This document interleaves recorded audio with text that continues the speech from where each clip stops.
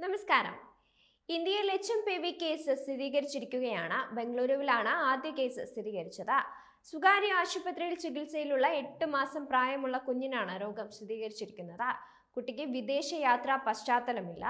രോഗം എവിടെ നിന്നാണ് വന്നതെന്നതിൽ വ്യക്തതയില്ല. ഹ്യൂമൻ മെറ്റോ ന്യൂമോ വൈറസിന്റെ ഇന്ത്യയിലെ ആദ്യത്തെ റിപ്പോർട്ട് ചെയ്ത കേസാണിത്. ചൈനീസ് വേരിയന്റ് ആണോ എന്നതിൽ സ്ഥിരീകരണം ഇല്ല.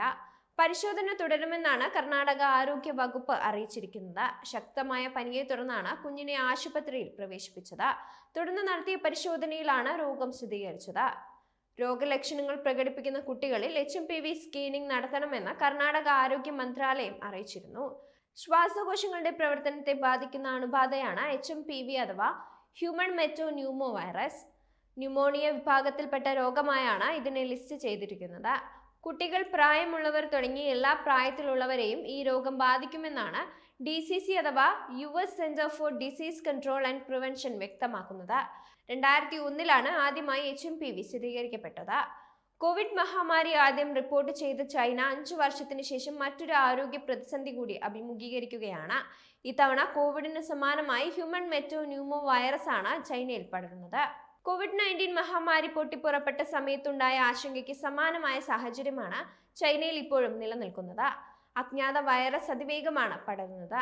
ചൈനയിലെ ആശുപത്രികൾ രോഗികളെ കൊണ്ട് നിറഞ്ഞതായാണ് റിപ്പോർട്ടുകളെല്ലാം നമ്മൾ കണ്ടത്.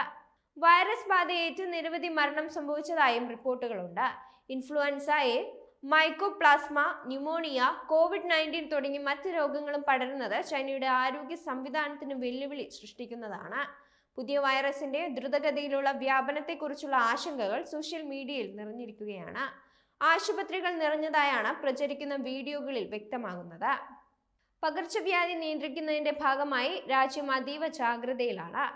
കോവിഡിന് സമാനമായ പനി പോലുള്ള ലക്ഷണങ്ങളാണ് HMPV ബാധിച്ചവരിലും കണ്ടുവരുന്നത്. ഉദ്യോഗസ്ഥർ സ്ഥിതിഗതികൾ സൂക്ഷ്മമായി നിരീക്ഷിക്കുന്നുണ്ടെങ്കിലും പകർച്ചവ്യാധിയുടെ പല വശങ്ങളും ഇപ്പോഴും വ്യക്തമല്ല. രോഗത്തെ എങ്ങനെ ഫലപ്രദമായി നിയന്ത്രിക്കുമെന്നതിൽ വ്യക്തത നേടാൻ കഴിയാത്തതും ആരോഗ്യ പ്രവർത്തകരെ ബുദ്ധിമുട്ടിക്കുന്നുണ്ട്. കുട്ടികളിൽ ന്യൂമോണിയ വർദ്ധിക്കുന്നതും ആശങ്ക പരത്തുന്നുണ്ട്. ശൈത്യകാലത്ത് ശ്വാസകോശ സംബന്ധമായ അസുഖങ്ങൾ വർദ്ധിക്കുമെന്ന ധാരണയിൽ അജ്ഞാത ന്യൂമോണിയ കേസുകൾ ട്രാക്ക് ചെയ്യുന്നതിന് ചൈനയിലെ രോഗനിയന്ത്രണ അതോറിറ്റി ഒരു പുതിയ നിരീക്ഷണ സംവിധാനവും അവതരിപ്പിച്ചതായി റിപ്പോർട്ട് ചെയ്തിട്ടുണ്ട്. രോഗപ്രതിരോധത്തിന്റെ ഭാഗമായി മാസ്ക് ധരിക്കാനും കൈകൾ ഇടയ്ക്കിടെ കഴുകാനും ഉദ്യോഗസ്ഥർ ജനങ്ങളോട് നിർദ്ദേശിച്ചിട്ടുണ്ട്. HMPV വൈറസ് ഒരു RNA വൈറസ് ആണ്. ന്യൂമോവിരിഡോ കുടുംബത്തിലെ മെറ്റാ ന്യൂമോ വൈറസ് വിഭാഗത്തിൽപ്പെട്ട വൈറസ് ആണിത്. ശ്വാസകോശ അണുബാധയുള്ള കുട്ടികളിൽ നിന്നുള്ള സാമ്പിളുകൾ പഠിക്കുന്നതിനിടെ 2001 ഡച്ച് ഗവേഷകരാണ് ഇതാദ്യമായി കണ്ടെത്തിയത്.